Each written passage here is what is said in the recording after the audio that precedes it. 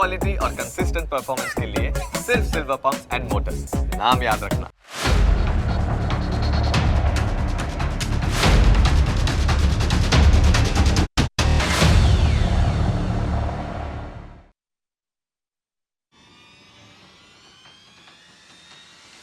નમસ્કાર, હું Janak Dave. Full stop news analysis પ્રોગ્રામમાં આપનું સ્વાગત છે. તમને અસર કરતા સમાચારનું અમે સરળ ભાષામાં સચોટ રીતે કરીશું છણાવટ. આ એનાલિસિસ 360 ડિગ્રી હશે, જેનાથી મહત્ત્વના મુદ્દાઓને લગતા દરેક સવાલ પર હવે પછી મુકાશે ફૂલ સ્ટોપ. આજે અમે ડાયરેક્ટ એક્શન ડે વિશે વાત કરીશું. હિન્દુઓનો સફાયો કરવા માટે એક ભયાનક કાવતરું રચવામાં આવ્યું હતું. માત્ર 4 દિવસમાં હજારો હિન્દુઓની હત્યા કરી દેવામાં આવી હતી. કટ્ટરપંથીઓએ હિન્દુ મહિલાઓને પીંખી નાખી હતી. મોત અને ક્રૂરતાના આવા તાંડવ વચ્ચે એક હિન્દુ જાગ્યો. તેણે હિન્દુઓનું રક્ષણ કરવા માટે પોતાની એક સેના બનાવી. આખો મામલો શું છે, અમે તમને વિસ્તારથી વાત કરીશું.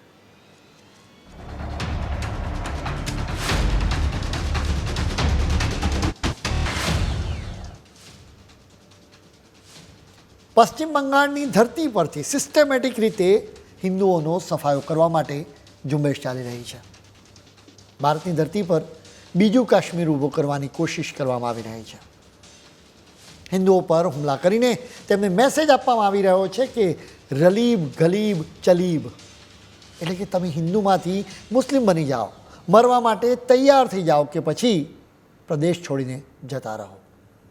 એક પછી એક હુમલા કરીને હિન્દુઓમાં ડર ઊભો કરવાની કોશિશ થઈ રહી છે. માત્ર ગયા મહિનામાં જ પશ્ચિમ બંગાળમાં હિન્દુઓ પર 8 હુમલા થયા હતા. બીજેપીના ધારાસભ્ય શુવેન્દુ અધિકારીએ 9મી માર્ચે એક ટ્વીટ કરીને કાળી સચ્ચાઈ રજૂ કરી હતી. તેમણે જણાવ્યું હતું કે પશ્ચિમ બંગાળમાં મુર્શિદાબાદ જિલ્લાના નવડા બ્લોકમાં હિન્દુઓની મિલકતો પર હુમલા કરવામાં આવ્યા હતા. આ મિલકતોને આગ લગાડવામાં આવી હતી અને તોડફોડ કરી હતી. સુવેન્દુએ લખ્યું હતું કે આ વિસ્તારમાં બીએસએફને તૈનાત કરવાની જરૂર છે. બંગાળના બરઈપુર શહેરમાં 7મી માર્ચે શેખ ઇન્દુ નામના એક મુસ્લિમે દેવી શીતલાની મૂર્તિને તોડી નાખી હતી, જેના પછી તેણે આ મૂર્તિને બાળી નાખી હતી. ખંડિત મૂર્તિના દ્રશ્યો અમે રજૂ કરી શકીએ એમ નથી. સ્થાનિક લોકોએ શેખ ઇન્દુને પકડી પાડીને પોલીસના હવાલે કર્યો હતો. મમતા દીદીની પોલીસે આ હુમલાખોરનો બચાવ કર્યો હતો. પોલીસે કહ્યું હતું કે માનસિક રીતે અસ્વસ્થ છે, એટલે જ તેણે હુમલો કર્યો હતો. બીજેપીના નેતા દિલીપ ઘોષે એક એક્સ પોસ્ટ કરીને મહાકાલીના એક મંદિર પરના હુમલા વિશે માહિતી આપી હતી. પશ્ચિમ બંગાળના ઉત્તર 24 પરગણા જિલ્લાના બસીરહાટ શહેરમાં આ હુમલો થયો હતો. દિલીપ ઘોષે ગંભીર આરોપ મૂક્યો હતો કે મમતાની પાર્ટી તૃણમૂલ કોંગ્રેસના નેતા શાહનુદુર મોડલની આગેવાનીમાં આ હુમલો થયો હતો. બીજેપીના નેતાઓ બંગાળમાં મંદિરો અને હિન્દુઓ પરના હુમલાનો મામલો સતત ઉઠાવી રહ્યા છે. બીજેપીના પ્રવક્તા અમિત માલવિયાએ પણ એક્સ પોસ્ટ કરીને એક ઘરસ્ફોટ કર્યો હતો. તેમણે આ પોસ્ટમાં લખ્યું હતું કે બંગાળના કમાલપુર ગામમાં હિન્દુઓ એક મંદિરમાં પૂજા કરી રહ્યા હતા. તેઓ જય શ્રી રામના નારા લગાવતા જ કટ્ટરપંથીઓ અકળાઈ ગયા હતા. આ કટ્ટરપંથીઓએ આ મંદિરમાં તોડફોડ કરી હતી. મૂર્તિઓને નુકસાન પણ પહોંચાડ્યું હતું. 27 માર્ચે બંગાળના માલદા જિલ્લામાં મોથાબારી ગામમાં હિંસક મુસલમાનોએ ભયાનક હુમલા કર્યા. તેમણે સરકારી મિલકતોને તો નુકસાન પહોંચાડ્યું જ હતું, પરંતુ સાથે હિન્દુઓની મિલકતોને ખાસ ટાર્ગેટ કરી હતી. આ ઘટનાને લઈને ભારતીય જનતા પાર્ટીના યુવા મોરચાના નેતા અચિંત્ય મોંડલે એક વિડીયો શેર કર્યો હતો. આ વિડીયોમાં આપવીતી કહી રહેલી એક મહિલા જોવા મળે છે. તેણે સ્પષ્ટ કહ્યું હતું કે પોલીસ કાંઈ પણ કરતી જ નથી. એટલે કે મમતા દીદીએ પોલીસને સ્પષ્ટ કહ્યું છે કે હિન્દુઓ પર મુસલમાનો હુમલા કરે તો તમારે કંઈ પણ કરવાનું નથી થતું.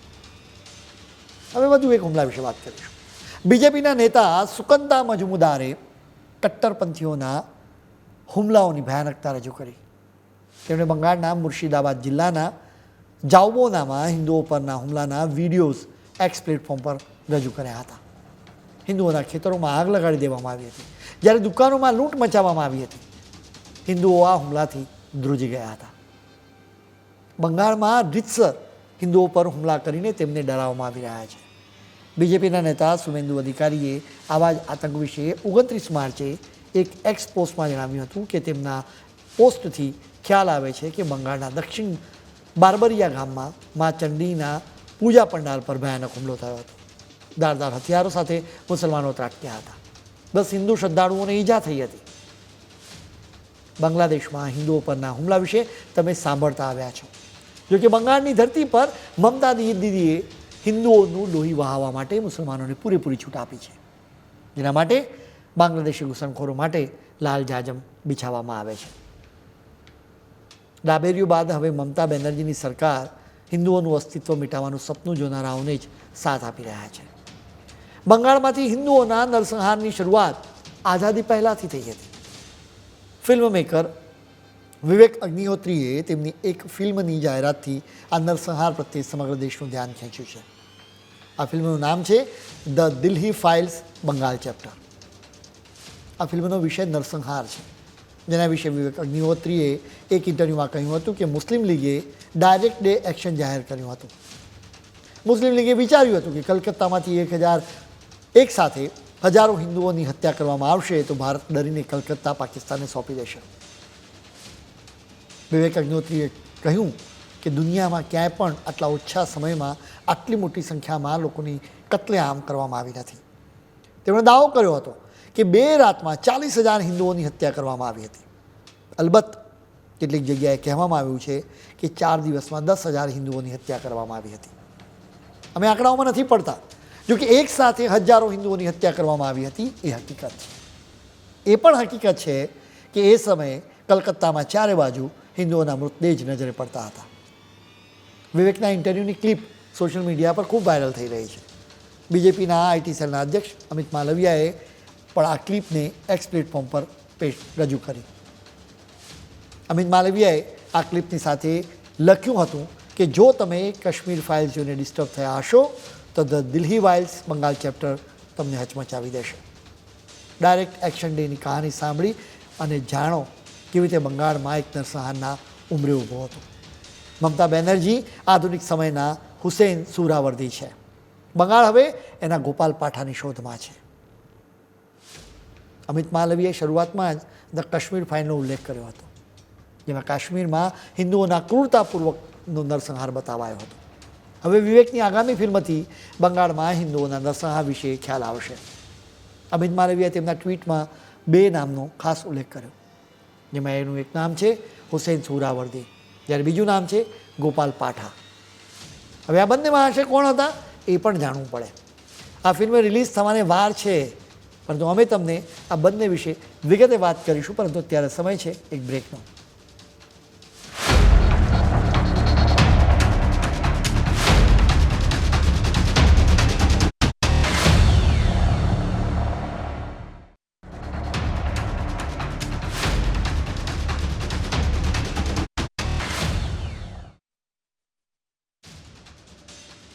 બ્રેક બાદ આપનું સ્વાગત છે. ભારતને આઝાદી મળી એના વર્ષ પહેલાં કટ્ટરવાદનું ભયાનક સ્વરૂપ ભારતે જોયું હતું, જે ભારત માતાના શરીર પર ઘા સમાન હતું. એ નરસંહારને ભૂલવો શક્ય નથી.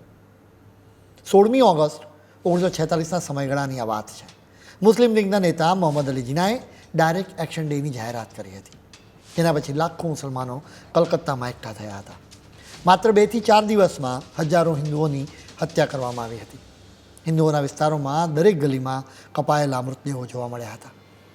ગીધ અને કૂતરાઓને મિજબાની થઈ ગઈ હતી. આ નરસંહાર એટલો ક્રૂર હતો કે કેટલા હજાર હિન્દુઓની હત્યા થઈ હતી એનો ખરો આંકડો આવી શક્યો જ નથી. કોઈ કહે છે કે 10,000 હિન્દુઓની હત્યા થઈ હતી, કેટલાક લોકો કહે છે કે 40,000 હિન્દુઓની હત્યા થઈ હતી. જોકે એના કરતાં પણ વધારે હિન્દુઓનો માર્યા ગયા હોઈ શકે છે. આ નરસંહારનું બેકગ્રાઉન્ડ જાણવું ખૂબ જરૂરી છે. વર્ષ 1946નો એ સમયગાળો હતો. ભારતમાં આઝાદીની લડાઈ ચરમસીમાએ પહોંચી હતી. એટલે કે હવે આઝાદી મળીને જ રહેશે એ લગભગ નક્કી થઈ ચૂક્યું હતું. અંગ્રેજોએ ભારતીયોને સત્તા સોંપવા માટે તૈયારીઓ શરૂ કરી દીધી હતી. બ્રિટનના PM ક્લિમેન્ટ એટલીએ 3 સભ્યોના એક ગ્રુપને ભારતમાં મોકલ્યું હતું. ભારતીયોને સત્તા સોંપવાનું કામ પૂરું કરવાનું મૂળ હેતુ રહ્યો હતો. 1946ની 16મી મેના દિવસે અંગ્રેજોનું ગ્રુપ કોંગ્રેસ અને મુસ્લિમ લીગના નેતાઓને મળ્યું. ચર્ચામાં નક્કી થયું કે ઇન્ડિયન રિપબ્લિકની રચના કરવામાં આવશે. આખરે એને સત્તા સોંપવામાં આવશે. જેના પછી ઝીણાનું પોત પ્રકાશ્યું. તેમણે ભારતના ઉત્તર પશ્ચિમ અને પૂર્વ ભાગમાં એક અલગ દેશ માટે માંગણી કરી. તેમણે જુલાઈ 1946માં મુંબઈમાં પોતાના ઘરે એક પ્રેસ કોન્ફરન્સ કરી. તેમણે પત્રકારોને કહ્યું કે મુસ્લિમ લીગ અલગ દેશ પાકિસ્તાન મેળવવા માટે સંઘર્ષ કરવાની તૈયારી કરી રહી છે. તેમણે આ પ્રેસ કોન્ફરન્સમાં ધમકી આપી હતી કે જો મુસલમાનોને પાકિસ્તાન નહીં આપવામાં આવે તો ડાયરેક્ટ એક્શનનો સામનો કરવો પડશે. ઝીણાએ જાહેર કર્યું કે 16મી ઓગસ્ટનો દિવસ ડાયરેક્ટ એક્શન ડે રહેશે. ઝીણાએ ડાયરેક્ટ એક્શન ડેની જાહેરાત કરી હતી. જો કે આ દિવસે મુસલમાનો ધરણા કરવાના છે કે પછી તલવારો લઈને રસ્તા પર ઉતરવાના છે એનો કોઈને ખ્યાલ નહોતો. ઝીણાએ આમ તો આખા ભારતમાં ડાયરેક્ટ એક્શનની ધમકી આપી હતી. જો કે એ સમયે બંગાળમાં મુસ્લિમ લીગનું રાજ હતું. એ સમયે સત્તા પર હુસૈન શાહિદ સુહરાવર્દી હતો, જેને બંગાળનો કસાઈ પણ કહેવામાં આવે છે. સુહરાવર્દીના જ કહેવાથી મુસ્લિમ લીગે ડાયરેક્ટ એક્શનના નામે બંગાળમાંથી હિન્દુઓનો સફાયો કરવાનું પ્લાનિંગ કર્યું. 1946ની 16મી ઓગસ્ટનો એ ભયાનક દિવસ. સવારે તો માહોલ સામાન્ય હતો. જો કે કલકત્તામાં બપોર સુધીમાં અનેક વિસ્તારોમાં તોડફોડ, આગ અને પથ્થરમારાના સમાચાર આવવા લાગ્યા. જોકે આ ઘટનાઓ કેટલું ભયાનક સ્વરૂપ ધારણ કરશે એનો કોઈને ખ્યાલ નહોતો. કલકત્તા અને તેની આસપાસના વિસ્તારોમાંથી મુસ્લિમોની ભીડ એકઠી થવા લાગી. નમાઝના સમયે મુસલમાનો એકઠા થતા હતા. જોકે એ દિવસે તો મુસલમાનોની સંખ્યા ખૂબ જ વધારે હતી. બપોરે 2 વાગે નમાઝનો સમય થયો. એ સમયે લાખોની સંખ્યામાં મુસલમાનો એકઠા થયા, જેમાંથી મોટા ભાગના મુસલમાનોના હાથોમાં તલવાર, દંડો અને લોખંડના સળિયા હતા. ખ્વાજા નજમુદ્દીન અને સુહરાવર્દીએ મુસલમાનોના ટોળાને ઉશ્કેરવામાં કોઈ કચાશ નહોતી રાખી. આ બંનેના ભાષણ બાદ આ મુસલમાનો હિંસક બની ગયા. તેમના લોહીમાં આક્રોશનો લાવા વહેતો હતો. આસપાસના વિસ્તારોમાંથી ટ્રકોમાં હથિયારધારી મુસલમાનોને કલકત્તામાં આવવામાં આવ્યા હતા. આ મુસલમાનોને કહેવામાં આવ્યું હતું કે તમારા કામમાં પોલીસ વચ્ચે નહીં આવે. તેમને એમ પણ કહેવામાં આવ્યું હતું કે આ હત્યાઓ બદલ તમારી સામે કોઈ જ પગલાં લેવામાં પણ નહીં આવે. મુસ્લિમ ગુંડાઓના મનમાં કોઈ જ જાતનો ડર જ નહોતો રહ્યો. તેઓ હિન્દુઓ પર તૂટી પડ્યા હતા. રાજા બજાર, કિલા બાગાન, કોલેજ સ્ટ્રીટ, હેરિસન રોડ અને બર્રા બાજાર જેવા કોલકાતાના અનેક વિસ્તારોમાં હિંસાનો તાંડવ ચાલી રહ્યો હતો. આ વિસ્તારોમાં હિન્દુઓના ઘરો અને દુકાનોને આગ લગાડવામાં આવી હતી. ચારે બાજુ મૃતદેહો જ મૃતદેહો જોવા મળતા હતા. જોકે સાંજ પડતા તોફાનોવાળા વિસ્તારોમાં કર્ફ્યુ લાદવામાં આવ્યો હતો. રાત્રે 8 થી 9 વાગ્યા દરમિયાન મોટી સંખ્યામાં સૈનિકોને તહેનાત કરવામાં આવ્યા. હવે લાગ્યું કે સ્થિતિ પર કંટ્રોલ આવશે. જોકે 17મી ઓગસ્ટે ઇસ્લામિક કટ્ટરપંથીઓનું સૌથી ભયાનક સ્વરૂપ જોવા મળ્યું. વીણીને હિન્દુઓની હત્યા કરવામાં આવી હતી. હિન્દુ મહિલાઓ પર પાશવી બળાત્કારો કરવામાં આવ્યા. હિન્દુઓની સંપત્તિને બાળવામાં આવી હતી. પૂર્વ બંગાળના નોઆખલીમાં પણ હિન્દુઓનો ભયાનક નરસંહાર થયો હતો. 17મી ઓગસ્ટે જ્યાં સૈનિકોને તહેનાત કરવામાં આવ્યા હતા ત્યાં સ્થિતિ કંઈક અંશે કંટ્રોલમાં હતી. જોકે કલકત્તાના ઝૂંપડપટ્ટી વિસ્તારો અને ગામડાઓમાં મુસલમાનોનું હિંસક ટોળું હિન્દુઓ પર ભૂખ્યા વરુઓની જેમ તૂટી પડ્યું હતું. બાદમાં બહાર આવ્યું કે પેટ્રોલ બોમ્બ બનાવવા માટે મુસ્લિમ લીગના નેતાઓ માટે પેટ્રોલની વિશેષ કૂપન જારી કરવામાં આવી હતી. કટ્ટરપંથીઓને જમાડવા માટે પહેલાંથી જ વિશેષ પ્લાનિંગ કરવામાં આવ્યું હતું. 16મી ઓગસ્ટથી આ નરસંહાર શરૂ થયો હતો, જે છેક 20મી ઓગસ્ટ સુધી ચાલ્યો હતો. આ હિંસા બાદ મોટી સંખ્યામાં હિન્દુઓ ડરના માર્યા કલકત્તામાંથી પલાયન કરવાનું શરૂ કરી દીધું હતું. મોટી સંખ્યામાં હિન્દુઓના મૃતદેહોને નદીઓમાં ફેંકવામાં આવ્યા હતા. એટલે જ કેટલા હજાર હિન્દુઓ માર્યા ગયા એ જાણવું મુશ્કેલ હતું. આ ઘટનાના સાક્ષી જુગલચંદ્ર ઘોષે કહ્યું હતું કે તેમણે 4 ટ્રક જોઈ હતી, જેમાં 3 ફૂટની ઊંચાઈ સુધી મૃતદેહો હતા. અનેક સાક્ષીઓએ કહ્યું હતું કે હિંસાના દિવસોમાં કલકત્તામાં ચારે બાજુ અલ્લાહુ અકબર અને નારાએ તકદીર, લડગે પાકિસ્તાન, કાયદે આઝમ જિંદાબાદ જેવા નારા સંભળાતા હતા.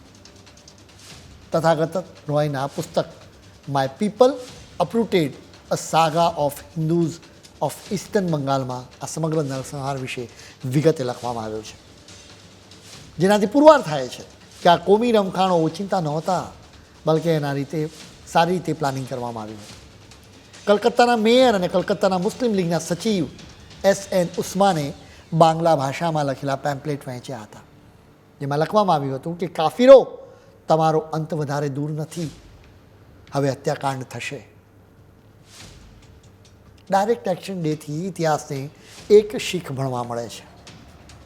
જ્યાં પણ ઇસ્લામિક કટ્ટરપંથીઓ સત્તામાં હોય કે તેમને છૂટો દોર આપતી સરકાર હોય, ત્યાં હિન્દુઓનું લોહી અચૂક વહે છે. ડાયરેક્ટ એક્શન ડેના હત્યાકાંડને ભારત કદી ભૂલી નહીં શકે. આ હત્યાકાંડ વખતે એક વ્યક્તિ હિન્દુઓ માટે તારણહાર બન્યો હતો. અમે તમને એના વિશે વિગતે વાત કરીશું, પરંતુ ત્યારે સમય છે વધુ એક બ્રેકનો.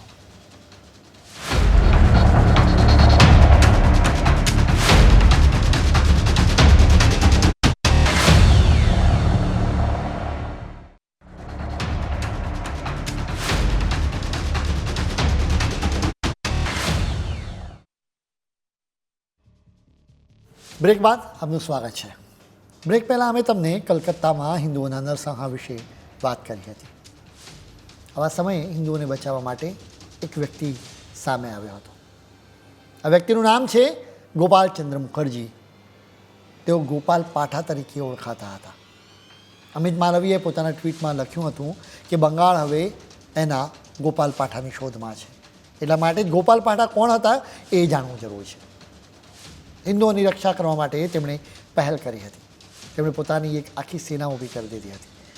ગોપાલ પાઠાની સેનાએ પોતાની તાકાત બતાવી હતી, જેનાથી મુસ્લિમ લીગના નેતાઓ ખૂબ જ ડરી ગયા હતા. તેઓ સમજૂતી કરવા માટે ગોપાલની પાસે આવ્યા હતા. જો ગોપાલ પાઠા ના હોત ને તો પશ્ચિમ બંગાળમાં એક પણ હિન્દુ જીવતો ન રહ્યો હોત. એટલું જ નહીં, બંગાળ કદાચ ભારતનો ભાગ પણ ન હોત. જોકે એના માટે ગોપાલ પાઠાએ ખૂબ જ મહેનત કરવી પડી હતી.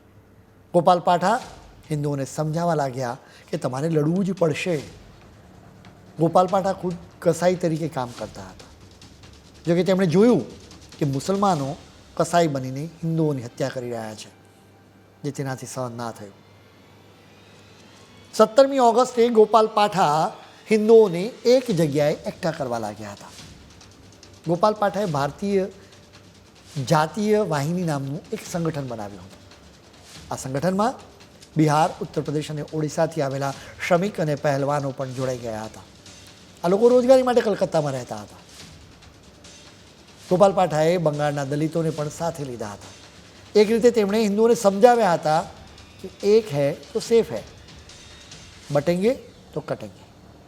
જેના પછી ગોપાલ પાઠાએ હિન્દુઓને હથિયારોની તાલીમ આપી. કલકત્તામાં મારવાડી વેપારીઓ ખૂબ જ પ્રભાવશાળી હતા. આ વેપારીઓએ ગોપાલને આર્થિક મદદ કરી હતી, જેનાથી હથિયારો ખરીદવામાં આવ્યા. અનેક લોકોએ આખી રાત જાગીને હથિયારો તૈયાર કર્યા. કલકત્તાની ગલીઓમાં આખી રાત હથિયારોની ધાર તેજ કરવાનો અવાજ ગુંજતો હતો. ગોપાલની પાસે 2 અમેરિકન પિસ્તોલ પણ હતી. તેણે બીજા વિશ્વયુદ્ધ દરમિયાન કલકત્તામાં તહેનાત અમેરિકન સૈનિકો પાસેથી એ પિસ્તોલ ખરીદી હતી. ગોપાલ પાઠાએ તેમના સૈનિકોને આદેશ આપ્યો કે જો મુસલમાનો આપણામાંથી એકને મારે તો તમારે તેમના ઓછામાં ઓછા 10ને મારવા પડશે. હિન્દુઓની વીરતા જાગી. 18મી ઓગસ્ટે એક તરફ હિંસક મુસલમાનો કેર વર્તાવી રહ્યા હતા, ત્યારે બીજી બાજુ ગોપાલ પાઠા મુસ્લિમ લીગના ગુંડાઓને જ નિશાન બનાવતા હતા. મુસલમાનો હુમલા કરવા માટે હિન્દુઓના વિસ્તારોમાં આવતા હતા, ત્યારે ગોપાલ પાઠાની સેના આવા હુમલાખોરોની જિંદગી પર ફૂલ સ્ટોપ મૂકી દેતી હતી. હવે હિન્દુઓની હત્યામાં સામેલ દરેક મુસલમાનને વીણીને મારવાનું શરૂ કરવામાં આવ્યું હતું.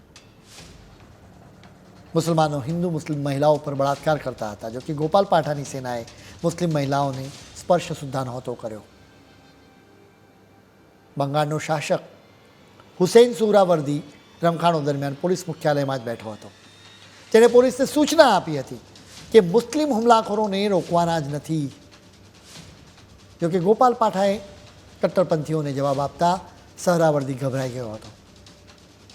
ગોપાલ પાઠાની સેનાને કેવી રીતે અટકાવી એનો સહરાવર્દીને બિલકુલ ખ્યાલ જ નહોતો આવતો. સહરાવર્દીએ ડરીને જી અજમેરી અને શેખ મુજીબુર રહેમાનને ગોપાલ પાઠાની પાસે સમજૂતી કરવા માટે મોકલ્યા હતા. અજમેરીની મુજબીરે ગોપાલ પાઠાને કહ્યું કે તમે હિન્દુઓની સેનાને અટકાવો. તો કે ગોપાલ પાઠાએ કહ્યું કે પહેલાં તમે હિન્દુઓ પરના હુમલાઓને અટકાવો, એ પછી જ હિન્દુઓ હુમલા નહીં કરે. મુસ્લિમ લીગની પાસે આ વાત માનવા સિવાય કોઈ વિકલ્પ બચ્યો ન હતો. આખરે હિન્દુઓનો નરસંહાર અટકી ગયો. જો કે ગોપાલ પાઠાને મુસ્લિમ લીગ પર ભરોસો નહોતો, એટલે જ ગોપાલ પાઠા હિન્દુઓનું રક્ષણ કરવા માટે અડીખમ રહ્યા હતા. ભારતને આઝાદી મળ્યા બાદ ગોપાલ પાઠાએ ચૂપચાપ જિંદગી જીવી હતી. અનેક જગ્યાઓએ ગોપાલ પાઠા અને મહાત્મા ગાંધી વચ્ચેની મુલાકાતનો ઉલ્લેખ મળી આવે છે. રમખાણો સમયે મહાત્મા ગાંધીએ અહિંસાનો સંદેશો આપવા માટે કલકત્તા ગયા. એ સમયે તેઓ ગોપાલ પાઠાને મળ્યા હતા. ગાંધીજીએ ગોપાલ પાઠાને હથિયારો હેઠી મૂકવા કહ્યું હતું. જોકે ગોપાલ પાઠાએ સ્પષ્ટ ના કહી હતી. તેમણે કહ્યું હતું કે હિન્દુઓ પર હુમલા થાય છે એટલે આત્મરક્ષા માટે હથિયારો ઉપાડવા જ પડશે. અત્યારે પણ ભારતમાં ક્યાંક ને ક્યાંક કટ્ટરપંથીઓ દ્વારા ડાયરેક્ટ એક્શન ડે પાર પાડવામાં આવી રહ્યો છે. બંગાળની ઘટનાઓ વિશે અમે તમને કહ્યું હતું, જ્યાં સતત હિન્દુઓ પર હુમલા કરવામાં આવી રહ્યા છે. તેનું એકમાત્ર કારણ મમતા બેનર્જી છે. તેઓ બાંગ્લાદેશમાંથી કટ્ટરપંથી મુસલમાનો માટે લાલ જાજમ બિછાવી રહ્યા છે. ડાયરેક્ટ એક્શન ડેનો હેતુ બંગાળમાંથી હિન્દુઓને ભગાડીને સમગ્ર બંગાળને પાકિસ્તાનમાં જોડવાનો હતો. અત્યારના બાંગ્લાદેશીઓનો હેતુ પણ એ જ છે. બંગાળને તેઓ બાંગ્લાદેશની સાથે જોડવા માગે છે. એટલા માટે જ અમે ફરી અમિત માલવિયાની વાત કહીશું. બંગાળને અત્યારે ગોપાલ પાઠાની ખરેખર જરૂર છે. ડાયરેક્ટ એક્શન ડે જેવો માહોલ તૈયાર થઈ રહ્યો છે. સોશિયલ મીડિયા પર તમને તેજાબ ઓકતા મુસ્લિમ નેતાઓ જોવા મળશે, જેઓ ધમકી આપતા હોય છે કે અમે માત્ર 20 સેકન્ડ કે 2 દિવસમાં હિન્દુઓનો સફાયો બોલાવી દઈશું. અનેક વિડીયોઝમાં તેઓ નાના બાળકોની પાસે પણ આ બોલાવતા હોય છે. આખરે એક મોડસ ઓપરેન્ડી જણાય છે. વળી તેઓ તહેવારોની ઉજવણી કરી રહેલા હિન્દુઓ પર પથ્થરમારો પણ કરી રહ્યા છે. આ રીતે તેઓ હિન્દુઓ અને ભારત સરકારનો ટેસ્ટ લેતા હોય એમ પણ લાગે. તેઓ કદાચ જોવા ઈચ્છતા હશે કે હિન્દુઓ અને સરકારનું રિએક્શન કેવું રહે છે, જેથી તેમને ડાયરેક્ટ એક્શન ડે પ્લાનનો અમલ કરવો પડે તો હિન્દુઓના રિએક્શન વિશે ખ્યાલ આવે. ડાયરેક્ટ એક્શન ડેના કારણે જ મુસ્લિમ નેતાઓ અત્યારે ધમકી આપે છે કે 15 મિનિટ માટે પોલીસને હટાવી દો, એ પછી તમે જુઓ. કેમ કે સુહરાવર્દીએ પોલીસને હટાવી દીધી હતી, જેના પછી જ કટ્ટરપંથીઓએ હિન્દુઓની હત્યા કરી હતી. જીણા અને સુહરાવર્દીએ બનાવેલો ડાયરેક્ટ એક્શન ડેનો પ્લાન આજે પણ એક્ટિવેટ હોઈ શકે છે. આવી 0.1% શક્યતા હોય તો પણ ચેતીને રહેવું પડશે, કેમ કે આ અસ્તિત્વનો સવાલ છે. એ પણ હકીકત છે કે કટ્ટરપંથી મુસલમાનો હિન્દુઓનો નરસંહાર કરે ત્યારે જ હિન્દુઓમાં ગોપાલ પાઠા હથિયાર ઉપાડે છે. પશ્ચિમ બંગાળમાં હિન્દુઓ પરના સતત હુમલા થયા કરે છે, જેનાથી આ રાજ્યના હિન્દુઓની આંખો ખુલી છે. કટ્ટરપંથીઓ પ્રત્યેની બંગાળ સરકારની મમતાનો તેમને સારી રીતે ખ્યાલ આવી ગયો છે. રામનવમીના દિવસે હિન્દુઓની આ વિશાળ શોભાયાત્રાના દૃશ્યોથી એનો ખ્યાલ આવે છે. હિન્દુઓ પણ સમજી ગયા છે કે સાથે આવવું જ પડશે. અમે કોમી એકલાસતા અને ગંગા જમના તહેજીબમાં માનીએ છીએ. જોકે ડાયરેક્ટ એક્શન ડેના નામે હિન્દુઓનો નરસંહાર કરવામાં આવે એ કોઈપણ સંજોગોમાં સહન ન કરી શકાય. એવી સ્થિતિમાં તો કોઈ હિન્દુએ ગોપાલ પાઠા બનવું જ પડે. ખેર, આજના ફૂલસ્ટોપમાં આજે આટલું જ. નવા મુદ્દાઓ સાથે કાલે ફરી મળીશું. ત્યાં સુધી મને રજા આપશો. નમસ્કાર.